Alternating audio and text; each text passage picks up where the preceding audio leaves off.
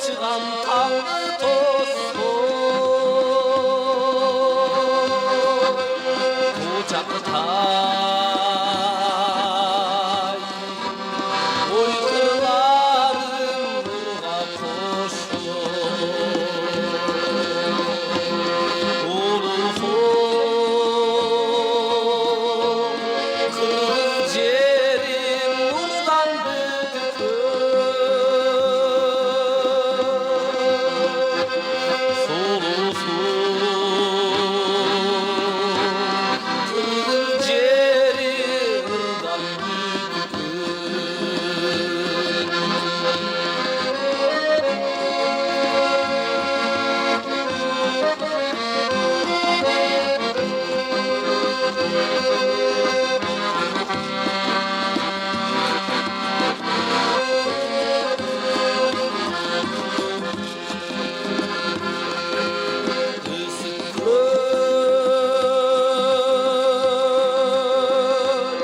Cerdini kör koy kırlar taşı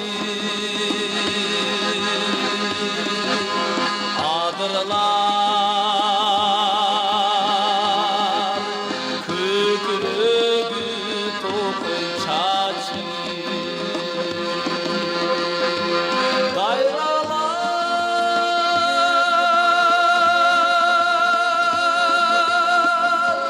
kandan çok tacı sedebi topçular oy argın taşı kengülüm gülden ölü kırgız yeri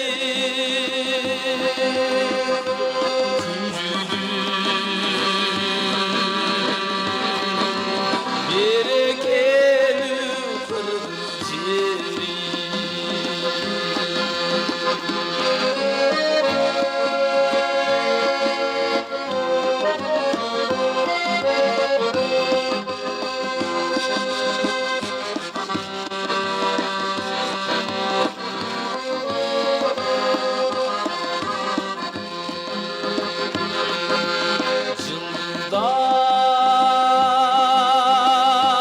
Yıldızlar kök betinden ötkün gezdi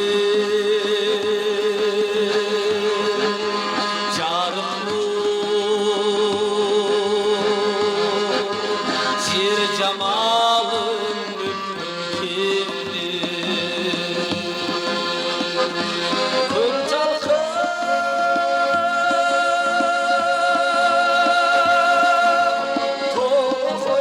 açan gezdi dil carıkı kan gözüm çaçkan keldi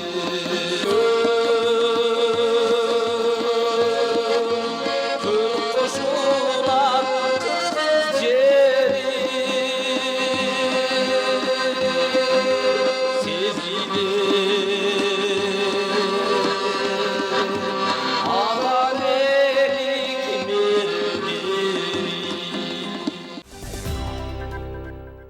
Амансыздарбы, ардактуу телекөрөрмандар, мынакей өзүңүздөр жогоруда Апас Жайнаковдун бир жакшынакай чыгармасын көрдүңүздөр. Бул кыргыз жери деп аталды.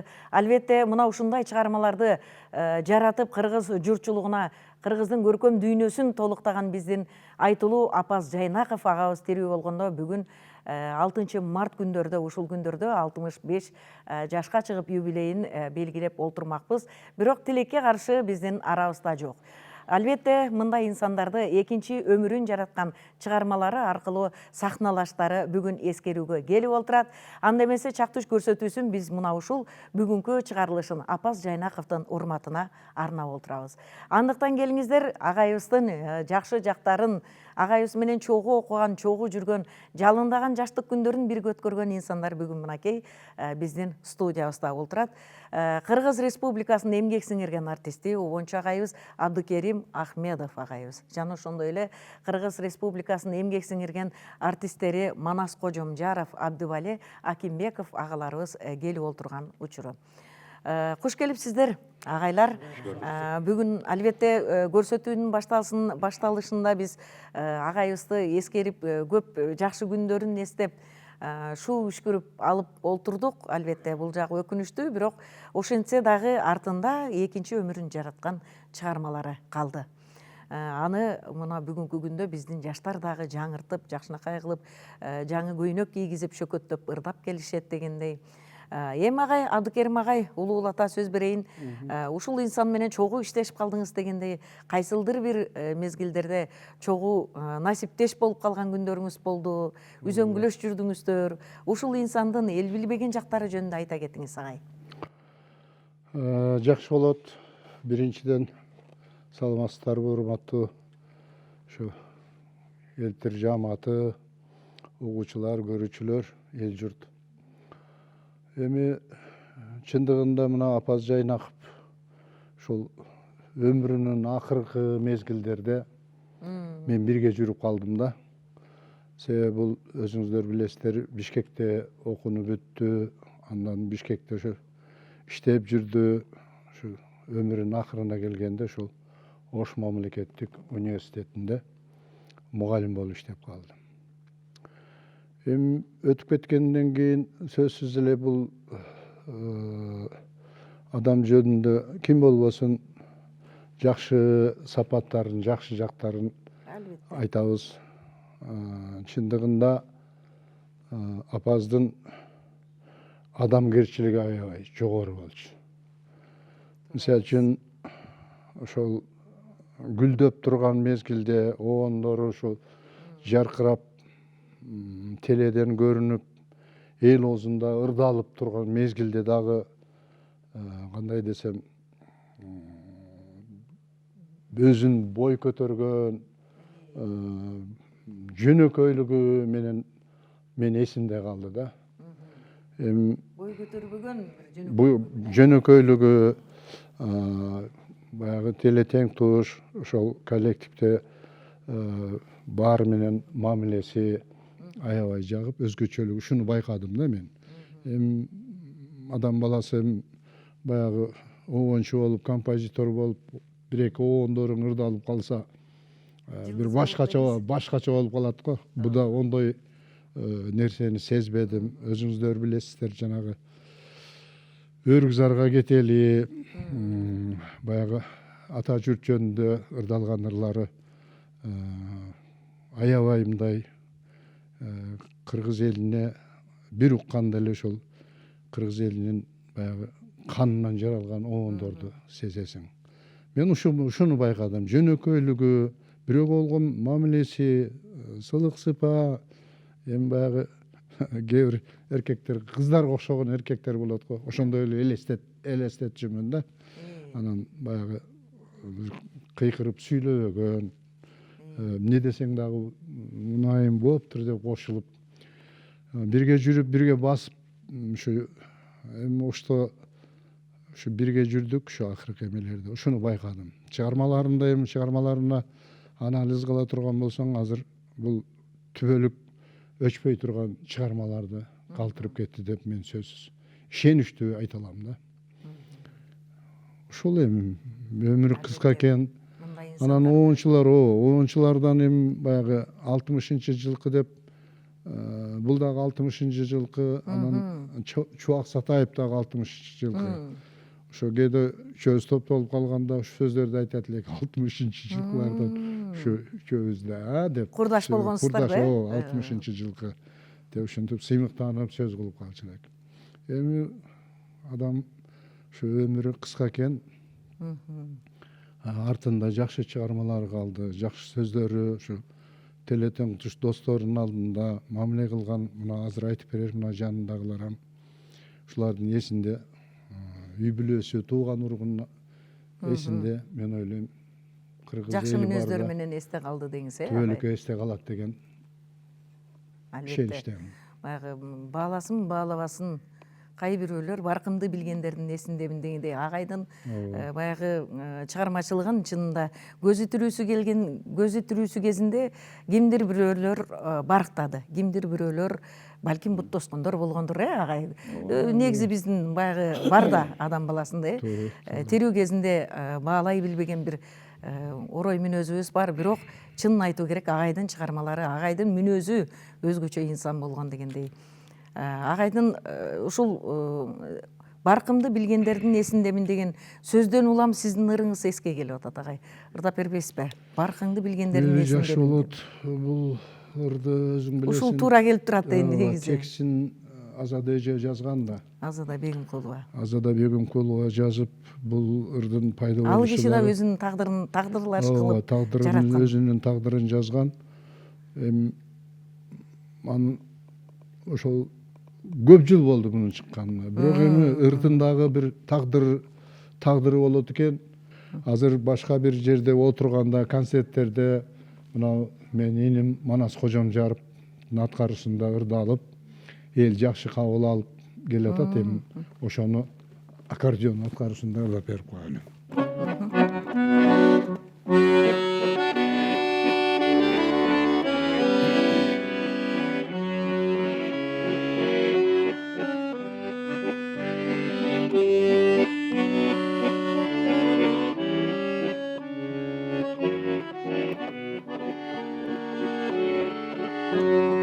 Дар жолдо ташыркаба сезимдери, тагдырга башым тийген кезиммен, талайсын махабаттан тарынсамда, талантты сүйгөндөрдүн эсиндемин.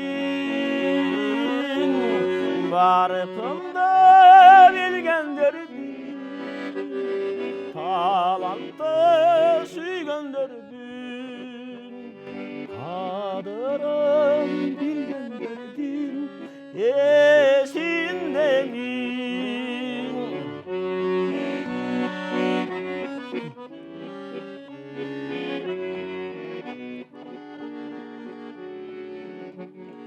Buluğup burkuraba sezimleri, bul düğünü burul tartkan gezim menin.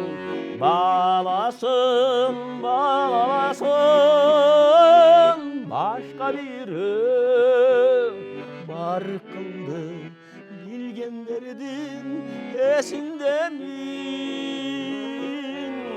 Barkımda bilgenlerdin, talantı süygönderdin, kadırım bilgenlerdin esindemin.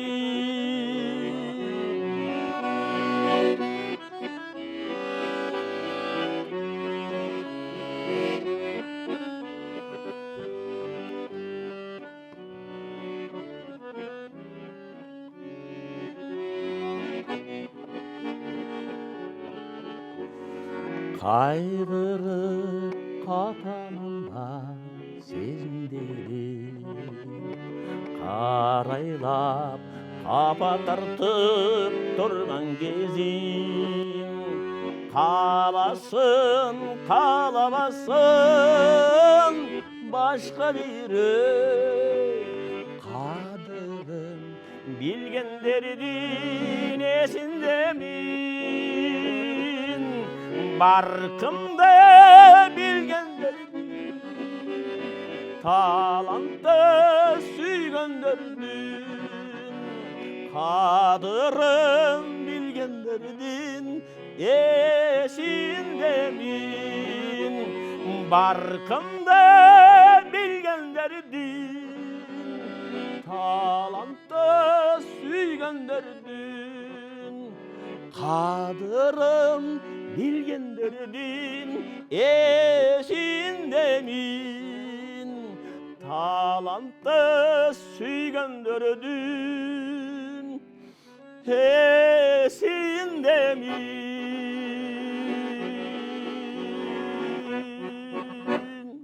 Баракелде, агай, бар болуңуз.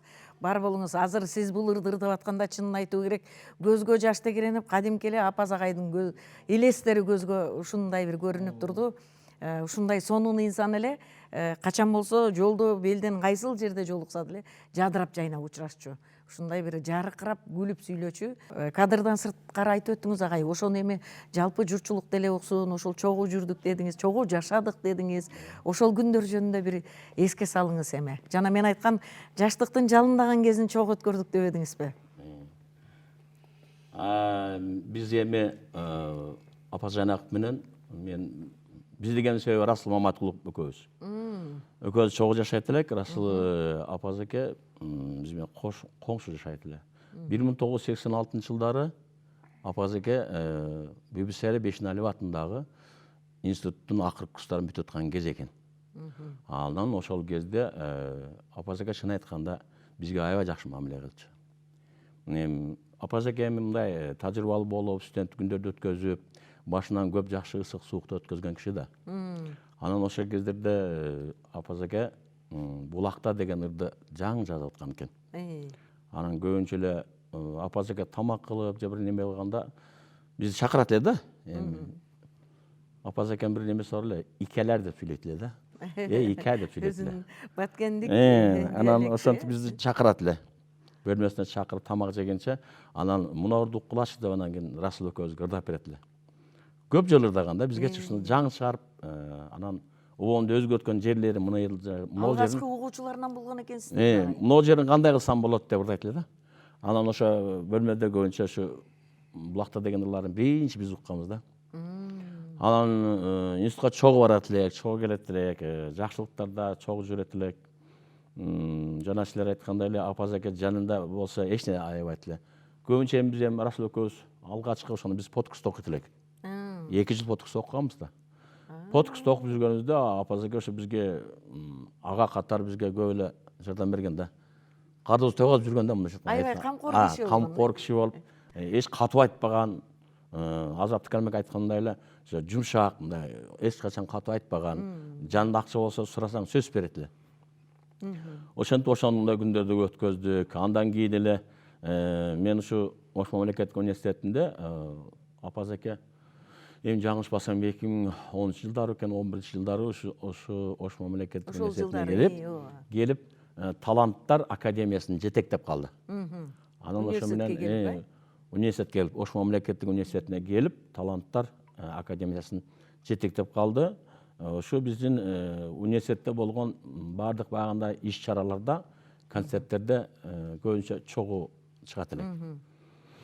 Апаз эке айткандай программалар даярдайт элек. Анан апаз эке менен бир күлкүлүү деле, салим деле болот, бирок баягы күрүштүн шылтоосу менен күрмөк суучуптур дегендей апаз эке Баткен областынын атынан кетип атабыз. Ходжентке ошол жерге бизди Баткен областынын атынан концерт коюп барды да. Мен Айпери Кулбаева, апаз эке үчөөбүз. Анан концерттер коюп жүрдүк. Ал жерде ачыгын айтайын, ал жерде тажиктер бардыгын жандуу ойнойт экен. Биз болсо дагы эле фонограммадан чыга элекпиз. Азыркы чейин чыга элекпиз. Анан мен дагы живой жандуу ойнойм дедим. Бир гана сиз ойноп берип турасыз мага дедим, ака дедим. Анан ошентип апаз эке мага ойноп берип атты. Анан кээ бир жерде минус ырдадык, ачыгын айтайын. Анан жанагы жерге концерттерди койдук. Ал жерде жакшы Тажикстандагы жетекчилер бизди аябай жакшы сыйлады. Жакшы жерлерин көрсөтүштү. Ырдаада концерт жакшы болду. Эң кызыгы тиги жерде бизден барган журналисттер апаз экенин Кыргыз Республикасынын эл артисти деген жерге мени кошуп коюптур. Кыргыз Республикасынын эл артисттери Апаз Жайнаков Манас кожом жарып деп жазып. Анан университетке келсем эле бир агайлар бар эле, ушу катчага айтып калды. Байсыбанов агай, сен эл артисти качан алгансың? Ал элек мен эле десем, Ушундай Тажикстанда Кыргыз Республикасынын эл артисттери Апаз Жайнаков, Манас Кожомжаровдор, Айпер Кулбаевалар концерт коюп келишти деп турат го Баткен облусунун атынан. Мен айттым да, жок, ал машык болбосо керек, мындай жаңылса керек. Ошондой жакшы күндөр болгон да. Сонун күндөр болгон агай. Сиз жана айтып атпайсызбы, Булакта деген ырды айтсаңыз ошондон улам азыр биздин мен көрсөтөйүн деп турам. Булакта деген ырын азыр чогуу журтчулук менен чогуу көрөлү. Ооба, туура өзү Ырдап сонун бир боек берген да агай. Алтынай, туура айтасың, ошол ырда өзү чыккан эле, сон чыккан. Апасканын бардык ырлары жакшы. Бирок ушу үч тиректин үч кызы аябай жакшы ырдаптыр. Сонун жарашкан. Анан бул ырды көбү жазыптыр. Көпчүлүк баягы ырчылыкты аркалаган, ырчылыкты жакшы көргөн таланттуу кыздарыбыз, уландарыбыз ырдаптыр. Үч тиректин үч кызы аябай жакшы аткарыптыр. Мага аябай жакты. Азыр эми кезек Абдыалеке сизге келип жетти. Жана кадр сыртында агайдын чогуу жүргөндөрү, чогуу баскандары катары сиздерди чакырдым десем, Абдыкерим агай айтты. Апаз аке менен эң көп жүргөнү ушу киши. Жакшы күндөрүн, жаман күндөрүн дагы, анан кайда барган, кайда турганын дагы сизди билет деп айтышты. Келиңиз агай жөнүндө айтыңыз. Турганы негизинен баягы биз аябай бир туугандай болуп калып, ак ийнедей болуп калдык да. Мен үчүн бир чети устат катары дагы аябай көп, мен чейрек кылымдан ашык экөөбүз бирге жүрдүк да. Ошол Баткен районунда маданият бөлүмүнө, ошол райондук маданият эмесине Дом культураны жетектеп жүрдү. Кийин анан ошол өзү улгайып эле калган мезгилде анан окууга тапшырып Бишкекте жүрдү. Анан Бишкекте жүрүп кайда болбосун такай эле ушул аябай экөөбүз эрчинишип көп жүрдүк да. Анан чын эле дээрлик чыгармачылыкка келгенден баштап эле чогуу жүрдүңүз. Анан кийин аябай баягы азыр Манас мырза айтпадыбы, ушунчалык берешен, ушунчалык чөнтөгүндө канча бул киши биринчиден эч качан баягы байлык, бийлик, мансап, бул акча деген нерсени такыр аны менен маселе жок да. Ал барбы жокпу? Тек койка, аны иштетели. Бере табылат деп коет. Анан ошондон улам мына азыр Манас айтып атпайбы, теге эмеде искусстводо окуп жүргөнүбүздө чогуу жүрдүк деп. Ошол бир жана кыргыздын белгилүү ырчы кыздарынын бирөөсү бар, эме Гүлзат Байзакова айтат да. Алар чогуу окушкан да.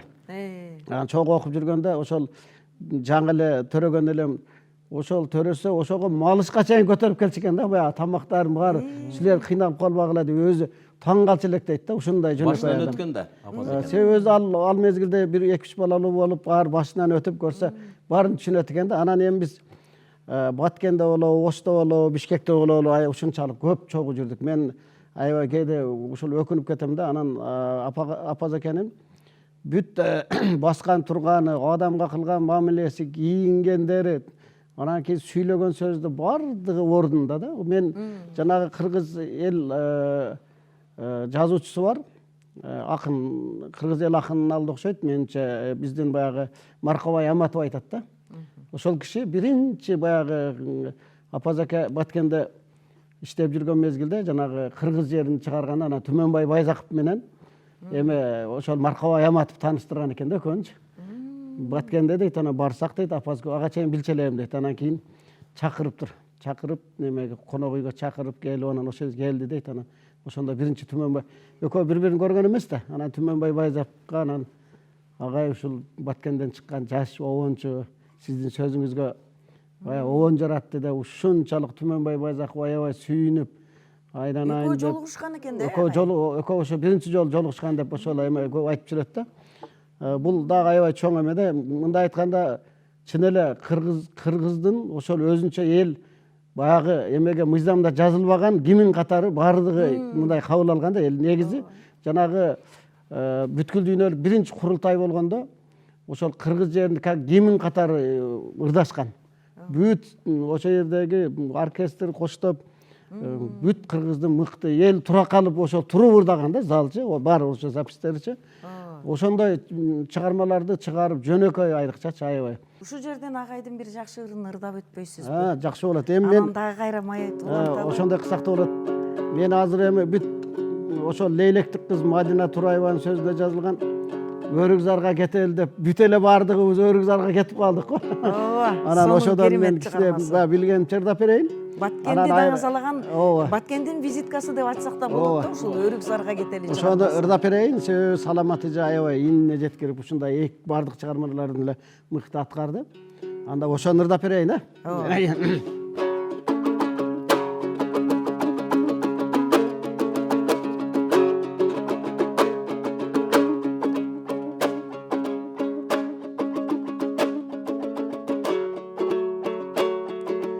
Жүрер чишип кетели Өрүкзарган Судушумду сурандан четке какпан Сүйүүбүзгө жолугуп айлуу түндө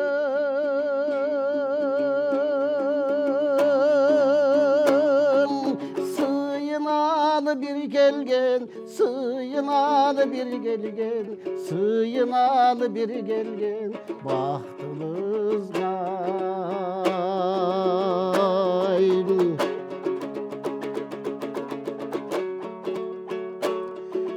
Haylı tünde dikelep süyübüzdü.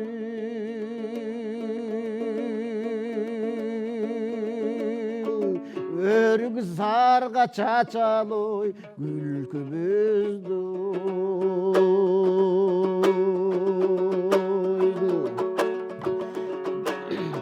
Aylı tünde tereli şıvıragan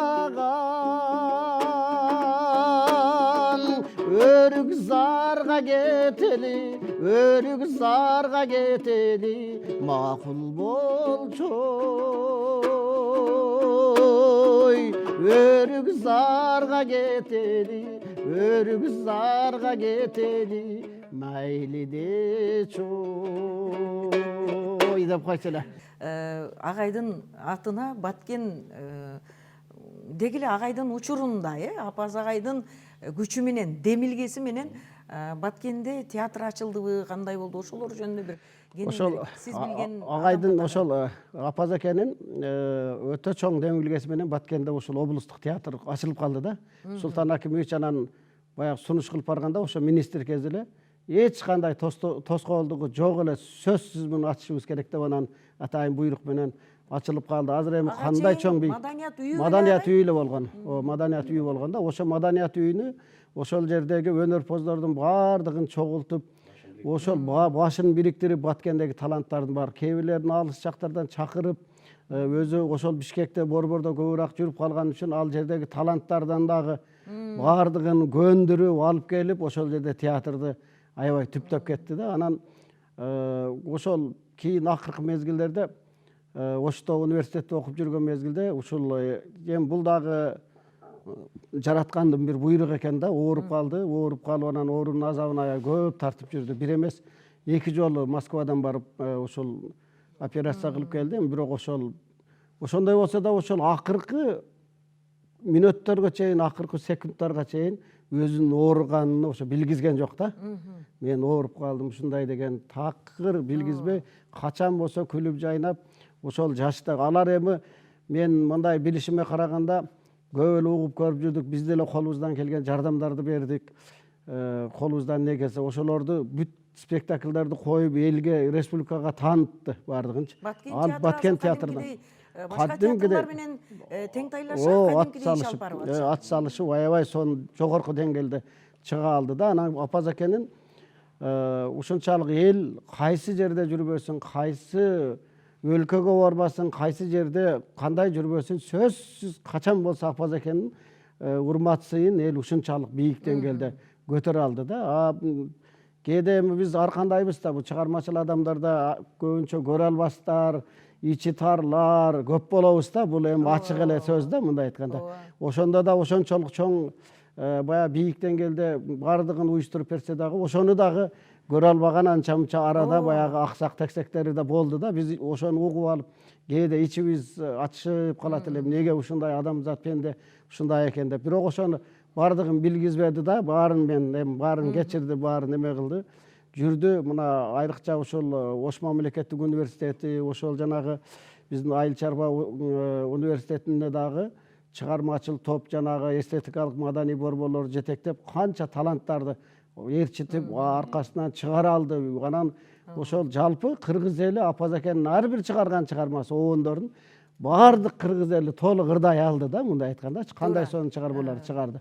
Экинчи ошол өткөндөн кийин эле дароо кыргыздын бүт залкарларын баары барды. Ошондо дагы Султан Акимович өзү министр кезде ошол баарын таштап, ошол барып, анан эл менен ошол жерде коштошуу зыйнатында катышып, анан ошондо биз Апаз Жайнаковдун эмесин, баягы жаркын элесин төбөлүккө калтырышыбыз керек деп, анан ошол өзү түптөп кеткен театрга анан өзүнүн атын койду да, Апаз Жайнаков атындагы. Мынакей азыркы учурда гимн жаратуу керек деген теманын алкагында бүтүндөй кыргыз журтчулугу колунда өзү билими бары деле, билими жогу деле, музыкалык сабаты бары деле, жогу деле гимн жөнүндө ойлонуп калды да агайын. Анан кимдир бирөөлөрдүн ушул сунуштары дагы болду, ушул кыргыз жерин эле гимн кылып алсак болбойт беле дегендей бир сөздөр деле, ойлор деле айтылды, туурабы агай? Өзүңүздөрдүн деле кабардарсыздар да. Деги эле ушул агайдын чыгармалары жөнүндө бир профессионал катары сиздерден ошол бир ой пикир угайын деп атам да. Мисалы агайдын ырларынан, ушул сыяктуу ырлардан бир көңүлгө жага тургандай кылып туруп иштеп чыгып, ушул гимнге жаратса болбойт беле деген суроо да. Сиздин оюңуздарча. Эми мына Апаздын бир эле чыгармасын анализдеп угуп көрөлү. Ошо Ала тоо ак калпагын кийген кезде уккан эле адамды өзүнө багындырып, ушу Ынандыра коет деңиз. сезимин бир козгой турган баягы музыка тилинде интервал деп коет. Баягы Советтер Союзунун мезгилинде гимнге окшогон бир касиети бар да бул ырдын. Буну жетекчилер көп дагы аракет кылып көрдү. Силерде эсиңерде барбы? Абдывалинин эсинде болуш керек. Ош шаарынын гимнин жазабыз деп бул токтом чыгып депутаттар менен бул ырды гимн кылган. Ошондой Ош болду шаарынын эле. гимни деп токтом кабыл алышкан. Бирок Апаз драматург өзү каршы болгон. Эмнеге? Себеби бул ар бир эле эл журтта баягы элдин баягы арасына сыйып кеткен обондор болот да. Башка журтта болсун, мына кыргыз журтуна бул ыр ар бир угармандын жүрөгүнөн орун алып алган ыр, гимн, мындайча айтканда, элдик гимн. Эми текстин өзгөрттү. Бул уже бул ырды алып эме кылгандан кийин эл кабыл албайт экен да. Башка текст менен кабыл албай койду эл. Ырды алып жүрдү, хорго иштеди, оркестрге иштеди, бирок Ала тоо ак калпагын кийген кезде деген эмени баарынын жүрөгүнө жат болуп калды да. Бир эле сөздүн, бир эле строчкада кандай сонун нерселер айтылып турат. Эми азыр как раз ушул гимн жөнүндө сөз козголуп, азыр ким көп? Ыр жазган акын көп. Туура.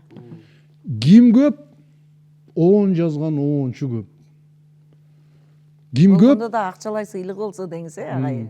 Кыргызстанда машина көп. Ушу. Эми илгери биздин маалда Цензура бар да. Рыспай ака концертке келип калсаң, Рыспай аканын алдында же оонун бар эле, ырдаштан тартынат болчусуң. Ырдан эмне деп коет экен деп. Анан агайдын пели сразу эле барып айтат эле. Сен оон жазбай эле койбойсуңбу деп. Ачык эле. Ушу чоң эле оончуларга айтканын уккам. Мен азыр айтпайм аларды. Оон жазбай эле койбойсуң. Өзүң кыйнап. Башка иш таап алсаң жакшы болмок дейчү. Эми ана азыр андай сөздү айтканың менен дагы эч ким кабыл албайт. Анан жанагы ошол текстинде кандай сонун керемет кыргыз жөнүндө, кыргыздын үрп адаты жөнүндө, кыргыздын алатоосу жөнүндө, жерлери жөнүндө, керемет жайлары жөнүндө эч айтылган. өзгөрткөнгө болбойт. Мен кимин деп бир мезгилде ушул ырын көтөргөндөр да болду, бирок тоскоолдуктар болду. тоскоолдуктар болот экен. Эми көрө жатарбыз кандай ким жазат, кандай жазат. Кудай буйруса эме кылат. Эми апаз улуу композиторлордун, биз эми композиторлордун өмүрүн кичине окуп калдык. Ушу аш барса бирден эле Чыгарма чыгарма калат, түбөлүк калат. Албетте. Апаздыкы дагы ушул ыры өмүр бою кыргыз барда Айтасыз. ырдала бере турган. Муну улуу композитор, гений деп коет. Болгондо да кыргыз журтчулугу эмес, бунун Дүйнөдөгү дүйнө жүзү боюнча ырдалып келет. Уккан кыргыз, Уккан кыргыздын баары. уккан кыргыз сөзсүз жүрөгү сезимди козгой тургандыр. Мен ошол жерде сөзүмдү токтотом. Сонун. Айта Мен турган сөз. Абдыкерим экен сөзүнө кошулам. Бизде бир музыкант жигит бар, бизде азыр иштейт. Ошмунун ошо педагогика, искусство жана журналистика институтунда Эркин Дүйшөев деген аккордеонист Бишкектен бүтүп келген. Аккордеон. Ошол айтып калды. Бишкектен Ошко учтук дейт. Анан мен жанымда бир чет мамлекеттен келген адам отурду дейт. Мен карасам биз кыргызстандык эмес дейт да. Анан сүйлөшүп сөздөн сөз чыггандан кийин Германиядан келиптир. Бишкекте болду, мен Ошту көрүшүм керек деп келатыр. Анан дейт бир кезде самолет учту, анан кийин эле кыргыз жеринде ошо Саламат Садыков эжебиз ырдап калды дейт. Ырдап бүткөчө угуп отурду дейт. Анан бүткөндөн кийин дейт, мен мунуларды бир жолу угуп атам деп айтты дейт. Биринчи жолу. Биринчи жолу угуп атам дейт. Жериңер тоолуу экен, суу көп экен, анан аябай кооз экен, гүлдөр, тоо жөнүндө, кыргыздын жери жөнүндө ырдалы деп айтты дейт. Мен айттым, огону сүйлөшө элекпиз экөөбүз дейт. Анан экөөбүз ушу музыка жөнүндө сүйлөшүп келатканбыз дейт. Ал кишинде музыкага немеси бар экен, кабар бар экен да музыкадан. Анан ошондо дейт, баардыгын дейт, баягы сүрөтүп бер дейт. Мен ырдын сөзүн түшүнгөн жокмун дейт. Мен оондан уже элестеттим дейт силердин ала тооңорду, жериңерди, элиңерди, арчагайың, булактарды, шараккан сууларды элестеттим дейт. Баардыгын ушу көз алдыма тартылды дейт. Ошондо дейт, мен дейт, ошол кишинин эмесине ушунчалык чыгармага ушу баягы боектордон, ушу оондон эле дейт, түшүнүп калган өтө мындай баа бердим ошол кишиге дейт. Кыргыз жерин ошо ырдап атканда сөзүнө түшүнбөсө искусствого да, тилмештин кереги жок дейт эмеспи? музыканын тили жок дегендей. Музыканын тили. Музыка бул жандын тили деп коет. Мелодияны карап туруп эле, демек Ооба, жаратылышка ушундай бир табигатка арналган чыгарма дегендей баамдап, мен да негедир ушу жайлоого бир жака баратканда, бала чакам менен же достор менен баратканда, машинада атканда, ушу мына ошо 50 өткөндө, 40 өткөндө эле негедир ушу ала тоо ак калпагын кийген кезде деп эле машина менен бир болур дейм да. Анан жанымда менин досторум болсо, досторум мени кубаттап кетет, балдарым болсо, кыздарым мени кубаттап кетет. Ушинтип эле жайлоо жака чыкканда, алай жака жөнөгөнүбүздө эле ушу ала тоону ырдай баштайм да. Кийинки муундагылар дагы жана мен айткандай башкача шөкөттөп бир көркөмдөшүп анан ырдап жүрүшөт. Мен азыр бир жакшы чыгармасы Сагындым жазды деген ырын биздин жаштардан ырдап чыккан экен. Мына ушул клипти көрөлү, андан ары карай анан сөзүбүздү улайлы.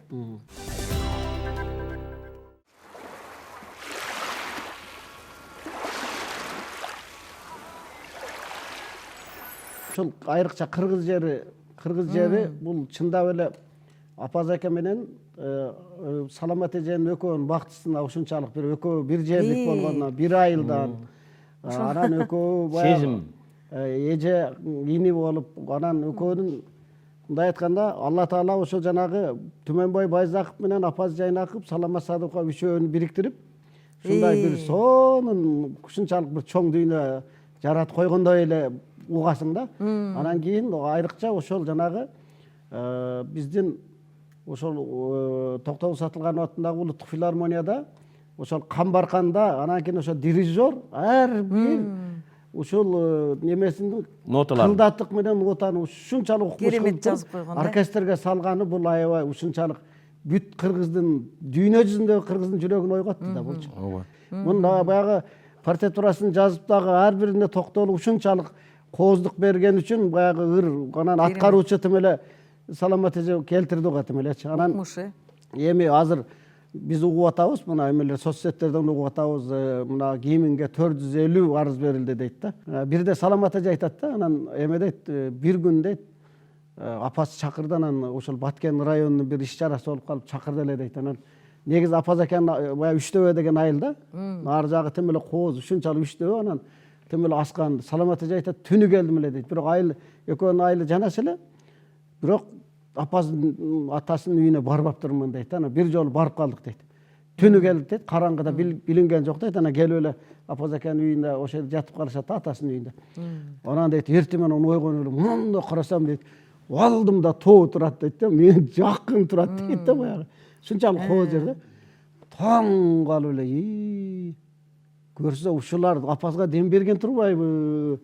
Суу тем эле шаркырап аккан суу, эми жаратылыш кооз. Анан ошондой жерде бул ушундай чоң чыгарма чыгарган турбайбы деп анан аябай эме кылдым дейт. Анан айрыкча ушундай адамга бир мамилеси дагы Садыкова деп ушунчалык эжеге аябай немеси башкача эле да, мамилеси бир башкача сый урматы. Анан эми балдары деле, ошол кыздары деле, жеңе деле булар бардыгы ошол айрыкча үй бүлөдө да аябай жакшы колдошту да.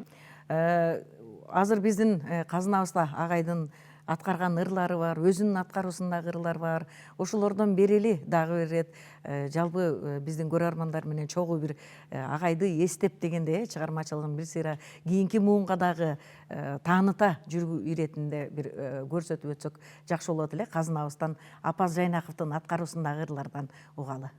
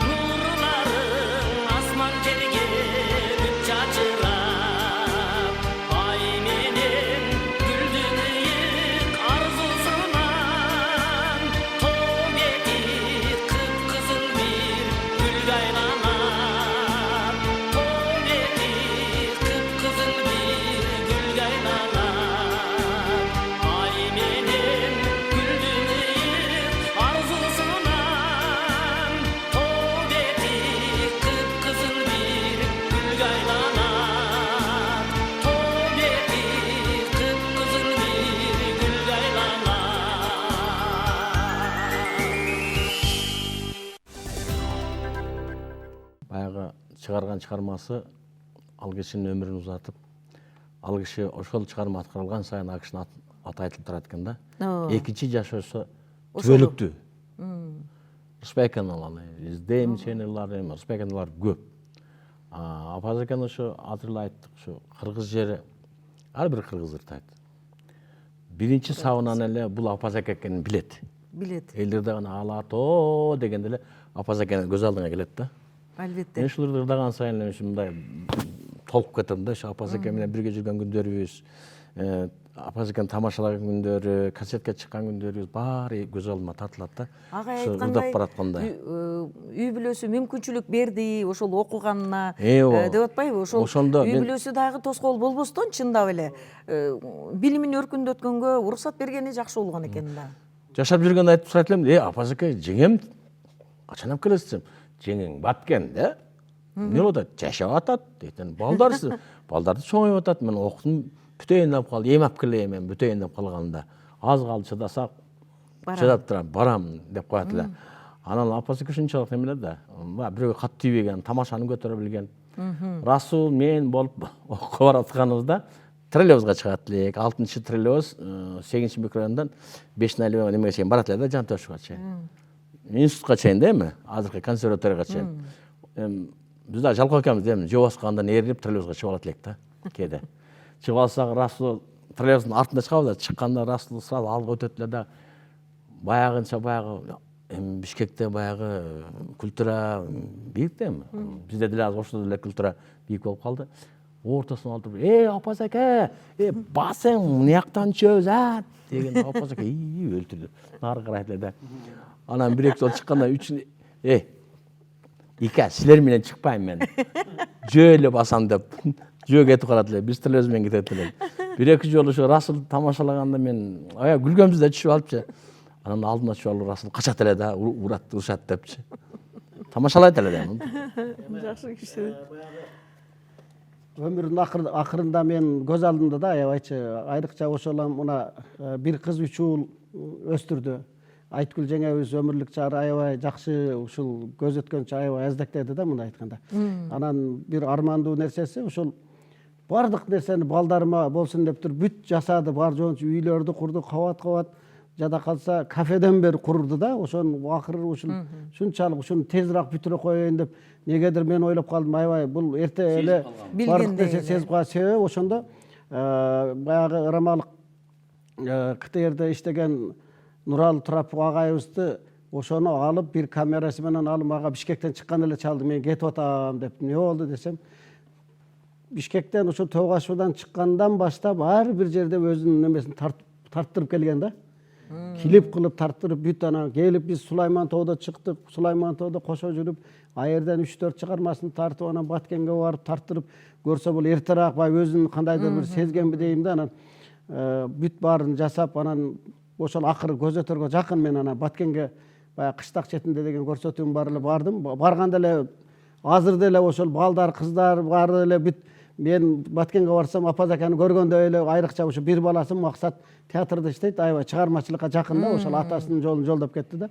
Барсам кетире коюп эч жерде конок үйгө жаткырбай эле жетелеп алып кетет да, өзү атасын көргөндөй болуп. Анан ошол акыркы кыштак четинден тартканы барып ырамалык кыргыздын дагы бир чоң залкар жазуучусу биринчи ошол жана Музафар Үсен ошолордон кабар алып, анан ошол кыштак четинде ошол жакта тартып, ал кишинин байбичесин тартып, анан Апазекенин үйүнө келип жатып, анан ака эмне кылабыз деп Руслан экөөбүз тартып жүрөбүз да.